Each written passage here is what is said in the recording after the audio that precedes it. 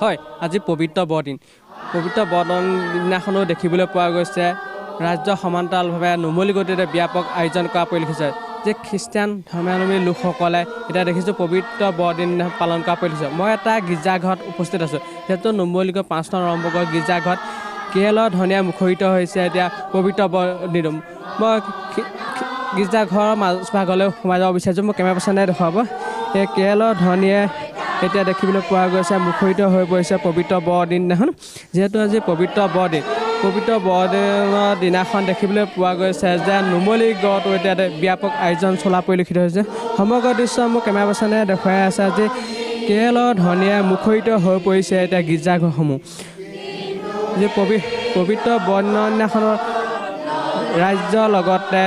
নুমলীগড়তো এতিয়া ব্যাপক আয়োজন কৰা পৰিলক্ষিত হৈছে সমগ্ৰ দৃশ্য মোৰ কেমেৰা পাৰ্চনে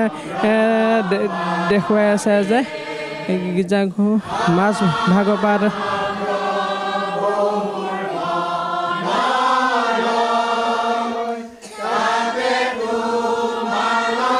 মই কেৰেলৰ মাজলৈ সোমাই গৈছোঁ আহা হে প্ৰভু মোৰ মনলৈ হয় নিশ্চয় ক'ব লাগিব এই দেখিবলৈ পাইছে যে কেৰেলৰ ধনিত মুখৰিত হৈছে গীৰ্জাঘৰসমূহ মোৰ সৈতে এজন দাদা আছে তেখেতৰ পৰা মন্তব্য ল'ব হৈছে হয় কি ক'ব আজি পবিত্ৰ বৰদিন আপোনালোকে এতিয়া কেৰেলৰ ধনিয়ে মুখৰিত হৈ পৰিছে গীৰ্জাঘৰসমূহ এইসমূহ কি ক'ব হয় আজি আমি আটাইয়ে আমাৰ 5 নং ৰংবং UCRCৰ হয় অসমবাসীলৈ আমি প্ৰথমতে পবিত্ৰ বৰদিনৰ শুভেচ্ছা জ্ঞাপন কৰিছোঁ আৰু আজি আপোনালোকেও জানে আমি আটাইয়ে জানো যে অন্য বছৰৰ দৰে আমি যিদৰে আয়োজন কৰোঁ এই বছৰ আমি জুবিনাৰ কাৰণে সেইখিনি একো কৰা নাই আমি থুলমূলকৈ আমাৰ নিয়ম পালন কৰিছোঁ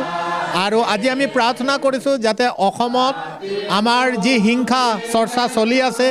আৰু এই সকলোবিলাক আমি ঈশ্বৰৰ ওচৰত প্ৰাৰ্থনা কৰিছোঁ যাতে অসম শান্তিপূৰ্ণ হয় আটাই শান্তিৰে যাতে বসবাস কৰিব পাৰে তাৰে কামনাৰে আজি আমি প্ৰাৰ্থনা কৰিছোঁ ঈশ্বৰৰ ওচৰত যাতে আহি থকা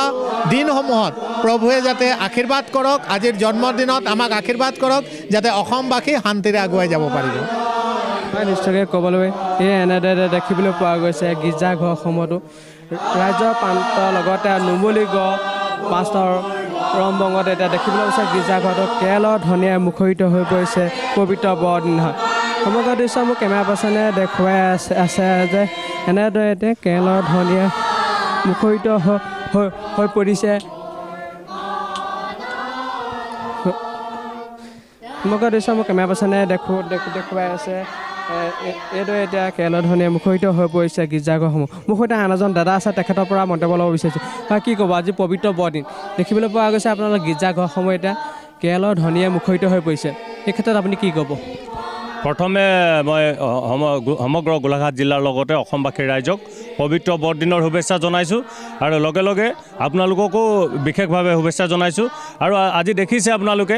আগৰ দৰে কিন্তু বৰদিন পালন কৰা হোৱা নাই কাৰণ আজি কিছুদিনৰ আগতেই আমাৰ হিয়াৰ আমঠু জুবিন গাৰ্গৰ মৃত্যু হৈছিল আৰু সেইটোৰ কাৰণে আমি কিছুমান প্ৰগ্ৰেম আচলতে বাতিল কৰিছিলোঁ যেনে আপোনাৰ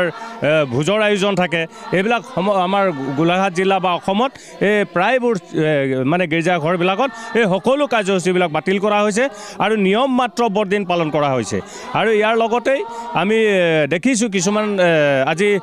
দুদিনমানৰ আগতে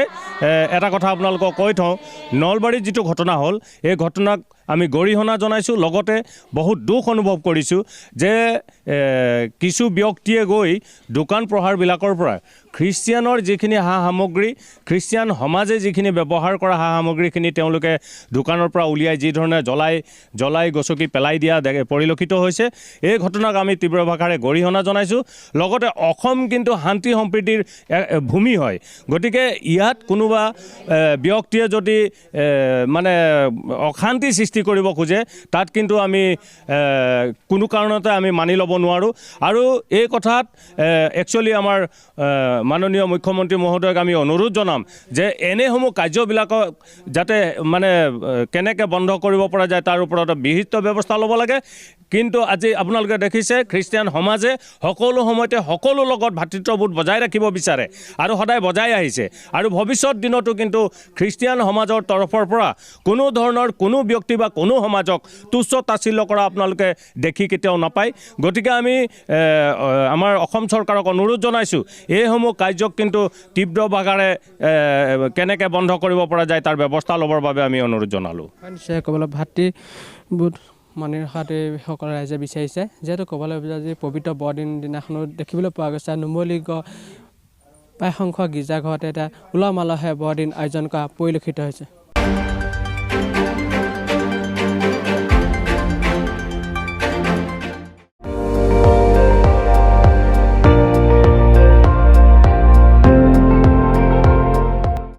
আপুনি চাই আছে ND24 সৰ্বশ্ৰেষ্ঠ নহয় সৰ্বোত্তমৰ দৌৰ।